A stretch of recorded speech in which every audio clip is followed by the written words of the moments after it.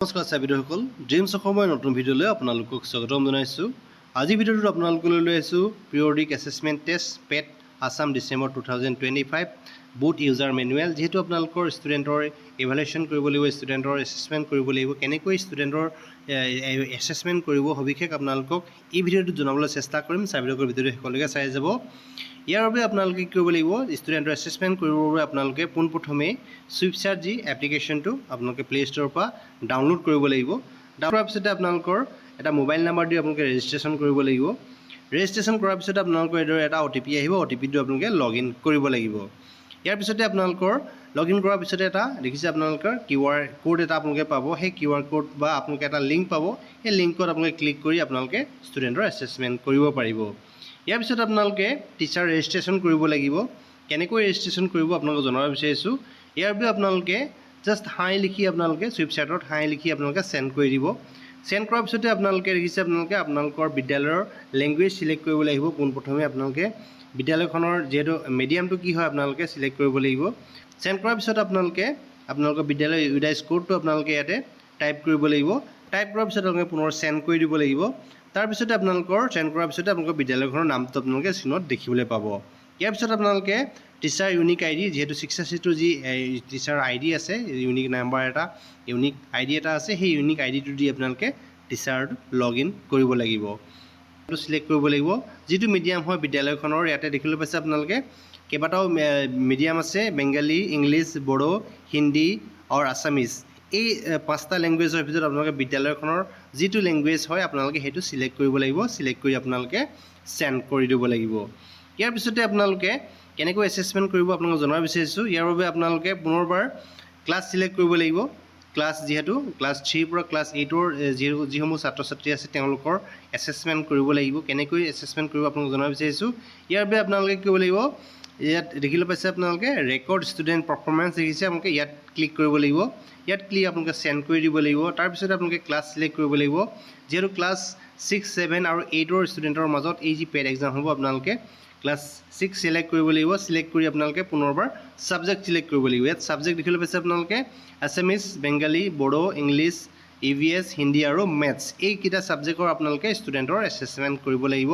পুনৰবাৰ আপোনালোকে subject select কৰিব লাগিব। ছাবজেক্ট চিলেক্ট কৰি আপোনালোকে পুনৰবাৰ চেণ্ড কৰি দিব লাগিব। ইয়াৰ পিছতে আপোনালোকৰ দেখিবলৈ পাইছে এইখন স্ক্ৰীনত বাওঁফালে। ইয়াৰ পিছতে চেণ্ড কৰাৰ লগে লগে আপোনালোকে ষ্টুডেণ্টৰ লিষ্টখন এইদৰে দেখিবলৈ পাইছে। মই কিছু জুম কৰি দেখাইছোঁ। এইদৰে আপোনালোকে ষ্টুডেণ্টৰ লিষ্ট দেখিবলৈ পাব।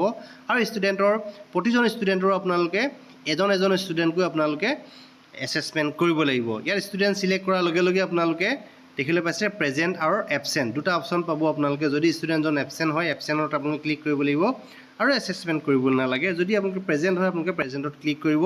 প্ৰেজেণ্টত ক্লিক কৰাৰ পিছত দেখিছে আপোনালোকে প্ৰেজেণ্টত ক্লিক কৰাৰ লগে লগে আপোনালোকে ক্লিক ষ্টাৰ্ট এছেছমেণ্টত ক্লিক কৰিব লাগিব। ইয়াৰ পিছতে আপোনালোকে ষ্টাৰ্ট এছেছমেণ্টত ক্লিক কৰিব। ষ্টাৰ্ট এছেছমেণ্টত ক্লিক কৰাৰ পিছতে আপোনালোকৰ এইদৰে কুৱেশ্যনসমূহ এইদৰে আহি যাব। দেখিছে আপোনালোকে নিশ্চয় চিম্পুল কুৱেশ্যন দেখিছে আপোনালোকে, হু ছিষ্টাৰ ইজ শ্ৰুতি।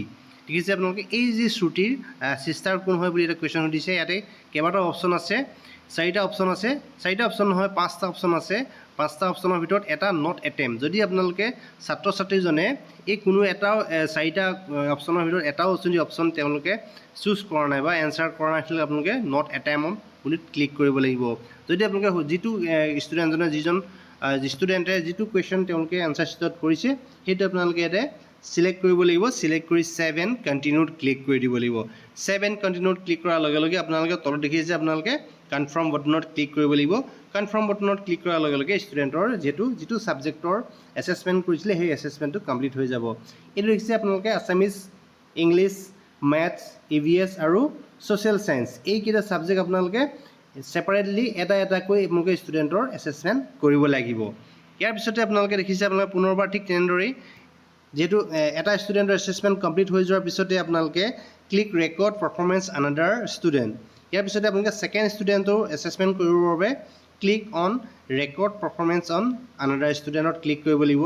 তাত গৈ আপোনালোকে পুনৰ ষ্টুডেণ্ট চিলেক্ট কৰিব লাগিব। যিজন ষ্টুডেণ্টৰ এছেছমেণ্ট কৰা হৈছিলে সেইজন ষ্টুডেণ্টৰ চিলেক্ট কৰিব লাগিব। পুনৰ আপোনালোকে প্ৰেজেণ্ট এবচেণ্টটো দিব লাগিব। যদি প্ৰেজেণ্ট হয় প্ৰেজেণ্ট দিব লাগিব, যদি এবচেণ্ট হয় এবচেণ্টত ক্লিক কৰিব লাগিব।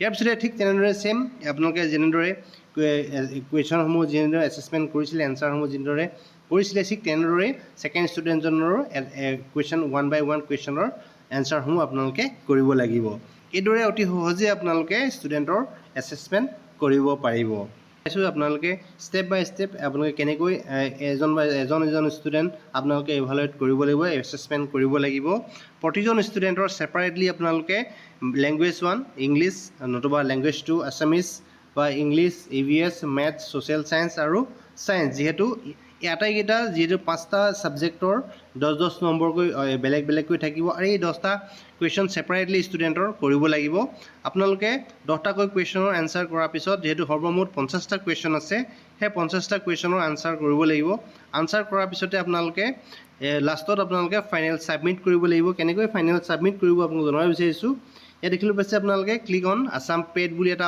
লাষ্টত আপোনাৰ অপশ্যন পাব ইয়াৰ পিছত আপোনালোকে ষ্টুডেণ্ট যি এছেছমেণ্ট কৰিছিলে সেই এছেছমেণ্টৰ আপোনালোকে ৰেটিং দিব পাৰে কেনেকুৱা আপোনালোকে পালে ৰেটিং এছেছমেণ্ট কৰি দেখিছে আপোনালোকে 5 ষ্টাৰ আছে 5টা ষ্টাৰ আছে 5টা ষ্টাৰৰ আপোনালোকে কেইটা ষ্টাৰ দিব পাৰে আপোনালোকৰ ব্যক্তিগত কথা যদি আপোনালোকে ভাল পায় তেতিয়াহ'লে 5টা ষ্টাৰ দিব যদি বেয়া পায় আপোনালোকে 2টা বা 3টা ষ্টাৰ দিব পাৰে ইয়াৰ পিছতে আপোনালোকে কমেণ্টত লিখিব পাৰে দেখিছে আপোনালোকে ৰাইট অন ৰিভিউ আপোনালোকে ইয়াত কিবা যদি ছাজেশ্যন থাকে বা আপোনালোকৰ এছেছমেণ্ট কৰাত কিবা অসুবিধা পায় তেতিয়াহ'লে আপোনালোকে ইয়াত ৰিভিউ কৰিব পাৰে ৰাইট অন ৰিভিউত আপোনালোকে লিখি লাষ্টত আপোনালোকে ছাবমিট কৰি দিব পাৰে আৰু ছাবমিট কৰাৰ লগে লগে আপোনালোকৰ ষ্টুডেণ্টৰ এছেছমেণ্টটো কমপ্লিট হৈ যাব ইমানেই আছিলে ভিডিঅ'টো সকলোকে চাই থকাৰ বাবে আপোনালোকক পুনৰবাৰ ধন্যবাদ জনালোঁ